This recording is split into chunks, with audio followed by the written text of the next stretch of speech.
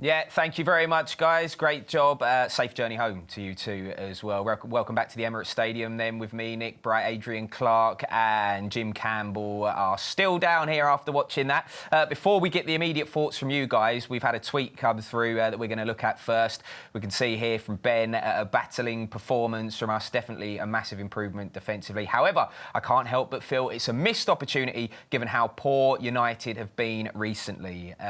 Jim, this is what we were saying. Just out there where we watched the game, we were saying this United side have been very poor, and it does feel a little bit like 2 points dropped. Very much so. I feel like Arsenal didn't really even try to set the agenda or play the game at their own tempo. Very, very reactive, very passive, and I feel like, lesser teams have gone to Old Trafford and will go to Old Trafford and will try and take United on a little bit more. And I feel like it was potentially a strange way to set up the game and not necessarily try to take it to them at home, because I feel like they were pretty vulnerable and we looked a little bit disjointed quite often in the midfield. In particular, even Ceballos coming on didn't really seem to fix that. And it's I said before the game we're looking for a big performance. I don't think we really got one. No, I think opportunity missed, yes, but not on the basis of what we saw in the game.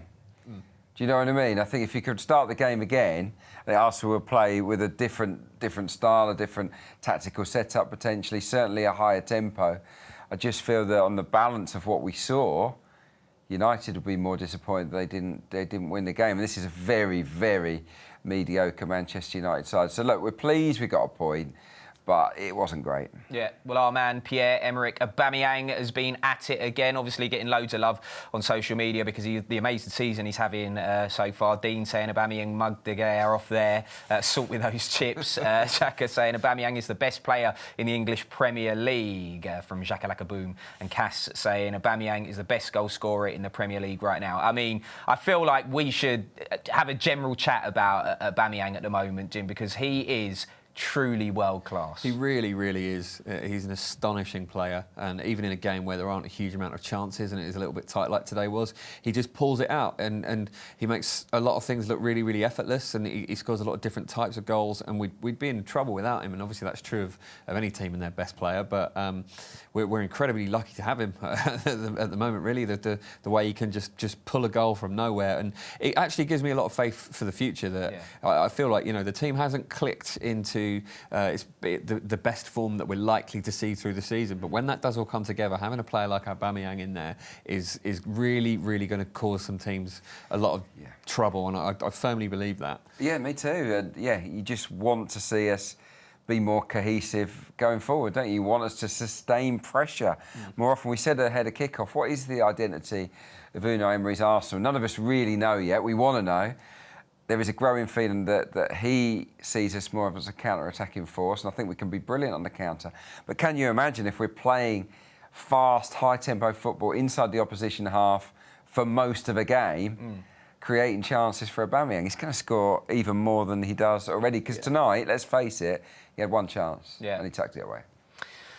Well, the big talking point from the game, VAR. Loads of people talking about that online, including 4 former players. So let's have a look at those tweets here. Jamie Carrier saying VAR at its best. I don't know if he's sarcastic or not. Matt Letizia, they saying, and that's why you need VAR. Awful linesman decision, 3 yards on.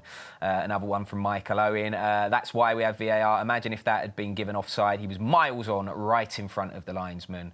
And the last one, Adrian Clark. There it is. Never heard of him. Worst offside call in history. Slabhead, who is not small, was literally in line with the assistant. Thank goodness for VAR. It's funny because when it happened, Adrian, we all kind of just accepted it. It's offside. And then we saw the replay and we were all like, what? Yeah, I know. I went and had a VAR lesson in the summer at Stockley Park, and one of the questions I asked was, but what happens if the flag goes up? And the answer I got from Mike Riley was, you have to play on. Goalies play on, defenders play on, strikers play on. Even if they see the flag go up, carry on.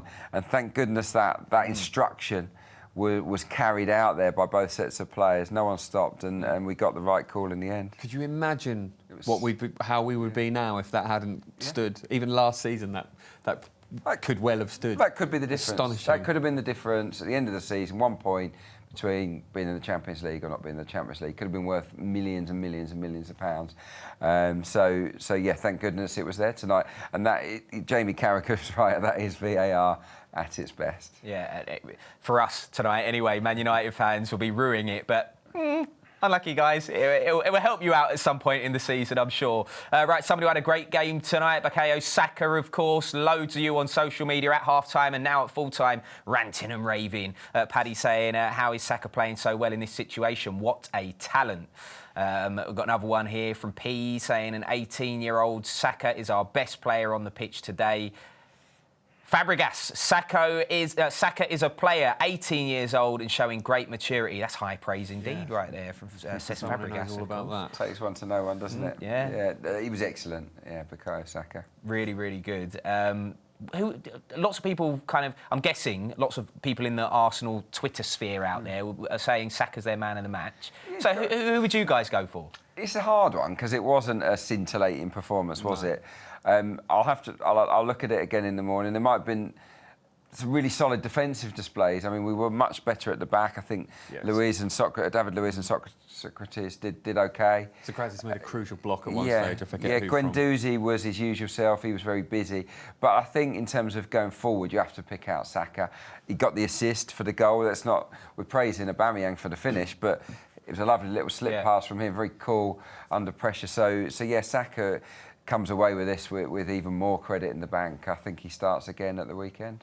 And although the goalkeepers didn't necessarily have loads to do, Bernd Leno was called into action very close to the end of the game.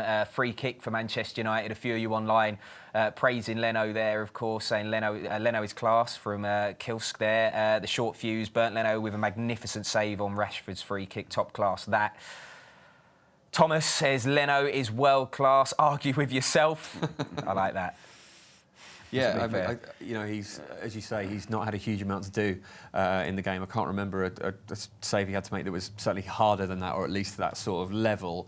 And you've got to stay switched on as a goalkeeper, and it's difficult to, bring out a save like that after 85 minutes or whatever was on the clock at the time. He's stayed switched on and made he's got a good hand to that as well, and pushed it out of danger too. So he deserves a lot of praise for that, given how tight the margins of the game were. Yeah, no, 100%. I think Emi Martinez coming in and playing so well in the Europa League. I think it's just giving him a little jolt there, just a little reminder. If I have a dip here, the guy behind me is in good form. It's not a given that I'm the number one because Martinez is doing so well. So yeah, great to see Leno respond. For us fans, that's a great position to be in. You want kind of people challenging in every position, really, don't you? That's really what you want. Right, a word on Callum Chambers, actually, because he's doing his thing at fullback. You out there agree on social media. We can see here how he's saying massive plus tonight, Callum Chambers, with some pumping iron emojis there. Cliff saying, I've been impressed with Callum Chambers today.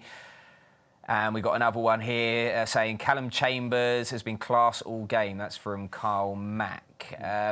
Well, after the first 5 minutes, you were worried about Callum Chambers. I said to you, didn't I? I was fearing him because we saw it with Ainsley Maitland-Niles, and I thought we was going to see a bit of a repeat performance. He's been booked earlier on. I was panicking, but no need to panic. It was a sign of maturity, I think, from Callum, because it was like he had to readjust his game. Yeah. And we didn't see James running at him in the same way, did we? The longer the game went on, it's almost as if he gave up on it, the United winger. So Callum Chambers comes out with credit. Again, you think about the great chance that Saka had.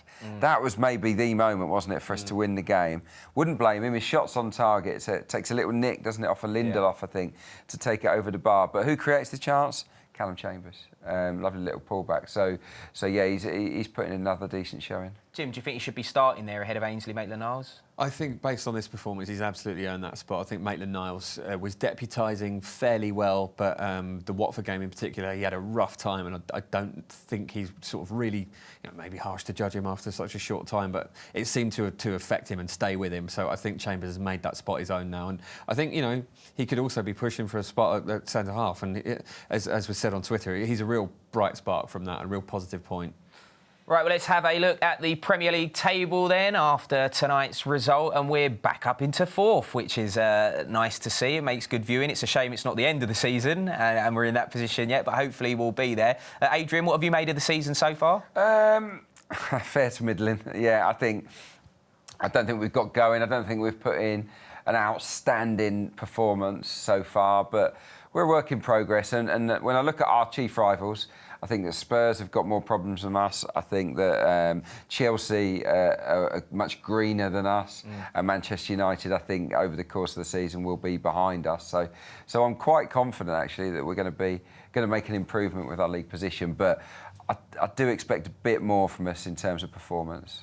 Jim? Yeah, same for me, really. I think it is the performances that certainly need to improve. Perhaps we're looking at it with our Arsenal hats on a bit too much and being a little bit too concerned. Maybe we're harder to beat than we're giving ourselves credit for, and that's potentially a good platform to build on, especially having come back against Spurs and Villa. But I feel like we're yet to go and dominate a team. We're yet to go and really see a game where everything clicks into gear and Arsenal functions as it is supposed to do in its 2019 iteration. So, yeah, it's work in progress is exactly the term I would use. Well, speaking of terms that you guys could use then, one word sign off for today's game. I'll come to Adrian first. Predictable. Predictable. Disjointed. And disjointed. Adrian, Jim, thank you very much. Sounds like one person, Adrian, Jim.